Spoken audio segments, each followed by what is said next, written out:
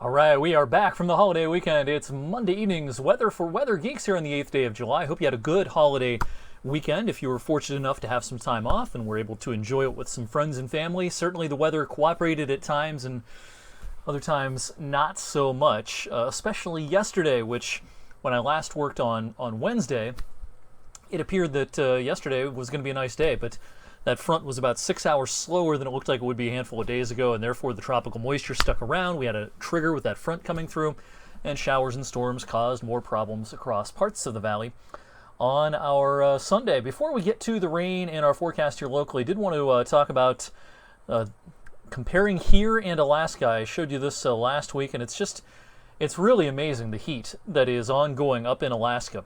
Temperatures are comparable in parts of Alaska to our region, eastern Ohio, western PA, and it's early afternoon in Alaska. 85 degrees in Bettles out in the middle of the state. Anchorage, 83 degrees. Fairbanks is close to 80, and this has been going on for days. This is truly a remarkable, dare I say, unprecedented heat wave going on across Alaska right now, and it's kind of the equivalent if we had a stretch of weather around here where highs were between 98 and 107 for like a week straight. That would be kind of the equivalent of what they're having up in Alaska right now. Back here at home, the temperatures have not necessarily been the story of late, although we had an awfully hot 4th of July. The precipitation's been the story once again over the last few days. And here's a look at our monthly total rain through today, from July 1st through today, of course. Anywhere where you see yellow, that's 2 inches or more. There's been some spots that have had, in the orange coloring here, probably 4 inches or more. These are radar estimates, but I think they're fairly accurate. Bottom line is it's been wetter than average once again during the first third, almost the first third of the month of July. And, once again, kind of like in June and really a lot of the spring, we're not alone on this. When you zoom out and take a look at kind of the regional map, in fact, it's a little worse in southeast Ohio, into central Ohio as well, parts of West Virginia. And, of course, you may have seen the tremendous flooding that occurred in Washington, D.C. this morning with 3 inches of rain in less than an hour at rush hour in D.C. this morning. Some tremendous pictures and video coming out of the nation's capital earlier on. Now, back here at home, as far as the official observations at the airport, 1.77 is where we stand. That's about 3/4 of an inch more than average through the first 8 days of the month. We did put up a 0 today for the second consecutive Monday. We were dry. But it's been wetter than average, of course, so far this month. It was a nice one today. It was certainly less humid this afternoon. We had a nice-looking sky today. You're going to see a few fair weather cumulus clouds pop up here on our time-lapse down in Columbiana on the roundabout. Overall, just a nice summer day today, and it was nice to see those dew points backing out from the 70s down into the 50s this afternoon. Now, especially if you live in our far northern areas, you may have noticed a little bit of haze in the sky today. There's actually some wildfire smoke that has set up shop across the Great Lakes, and it just skims northern Ohio, western PA. And we might actually see some of this tomorrow. We've got a sunny forecast in store for Tuesday, but much like in some places late today, maybe a little bit hazy at times. A little bit of smoke there. These are wildfires, of course, way up in Canada, but the upper level winds dragging that smoke and haze onto the south. All right, earlier on this summer, you may have remembered me talking about Jupiter being at opposition. Well, this week it's Saturn's turn, and what that means is Saturn is on the other side of Earth from the sun. In other words, Earth is between the sun and Saturn, and that makes Saturn appear extra bright. It's just like with a full moon. It means the moon is out here, the sun is here, and the Earth is in between.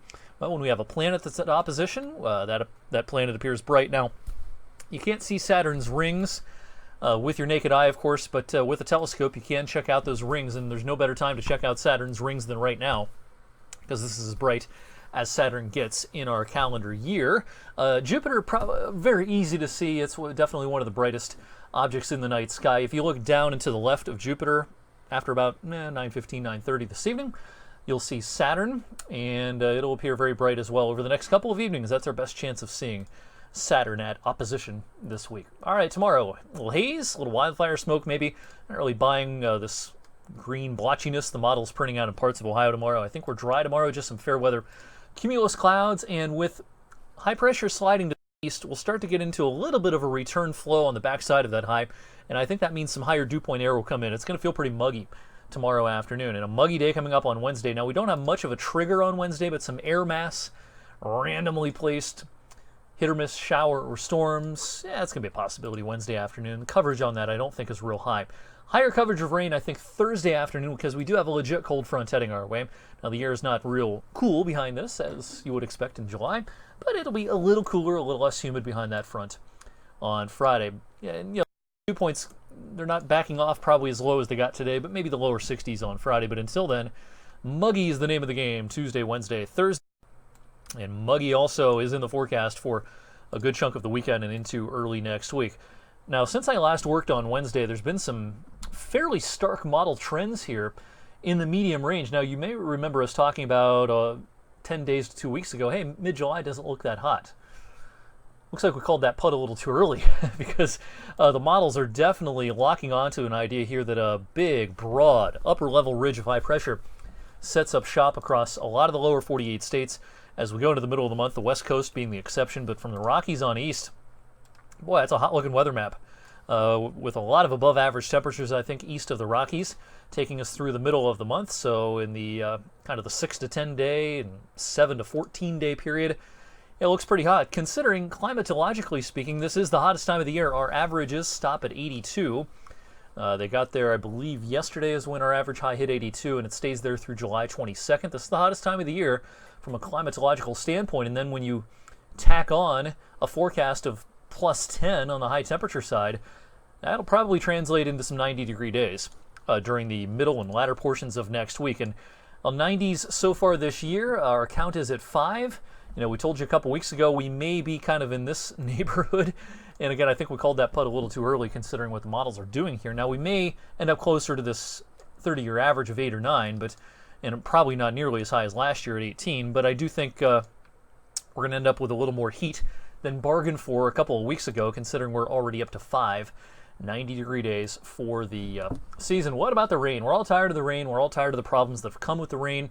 With that broad ridge oriented like this, if that were to verify, the storm track would be mostly across the U.S.-Canadian border, and therefore not a particularly rainy-looking period, I think, here in the 6 to 10 day. So good news if you're tired of the rain. Good news if you like the heat. Bad news if you're not a fan of the heat and the high energy bills that come with that. So again, we're looking at a pretty hot stretch of weather straddling the middle part of July. Not real surprising considering it is typically the hottest time of the year. That'll do it for tonight's Weather for Weather Geeks video. You'll see me tonight, of course, on 21 News at 11. I'll have a few updates this evening on social media, a couple of reminders for checking out Saturn and some other cool stuff. By the way, the Home Run Derby this evening up in Cleveland and the All-Star Game in Cleveland tomorrow evening. Great weather for that. Trumbull County Fair this week. Dodging a couple of thunderstorms Wednesday and especially Thursday. Then I think we are dry Friday, Saturday, and probably most of Sunday as well. So a decent looking, albeit hot forecast for the Trumbull County Fair this year. All right, once again, thanks for watching. I'll see you back here tomorrow.